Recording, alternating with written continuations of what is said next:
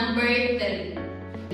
Which term of the arithmetic sequence 5, 9, 13, 17, and so on is 401? I repeat, which term of the arithmetic sequence 5, 9, 13, 17, and so on is 401? If you are going to recall problem 1, this is the same sequence used in problem 1. But the only difference is that the nth term here in this item is 401. Whereas in problem number 1, the nth term is 409. But the way on how are we going to solve for the answer for this item is almost the same as in number 1. Okay? So now let's manipulate a sub n is equal to a sub 1 plus n minus 1 times d. This time, we are going to write a sub n to be 401. Okay? And then we copy the value given we obtained in number 1. Okay? So we now have our solution. Magpapakita na po sa screen. We have 401 is equal to 5, the first term, plus, since n is unknown, we copy n minus 1. And also, we copy the common difference 4.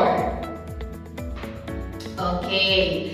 And then, before we proceed, dapat alam na natin yung, to get the product using the distributive property over subtraction.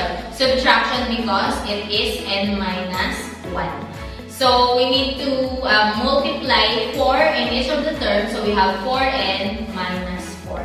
So, just the same as in item number 1. So, we now have 401 is equal to 5 plus 4n minus 4. And then to simplify further, we will just bring down a sub n, which is 401, which is equal to, just copy a sub 1, 5. We simplify na. 5 minus 4 is equal to 1. Plus 4n. So, solving more for n, we have transposition 1 to the left side of the equation. We have 401 minus 1 will become 400. And what is left on the right side of the equation is 4n. Okay? And then we divide both sides by 4.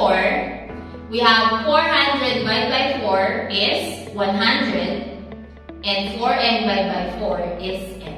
Therefore, n is equal to 100 to obtain a sub n, which is equal to 401. Okay, so I assume that everyone is catching up with the solutions given to you last week.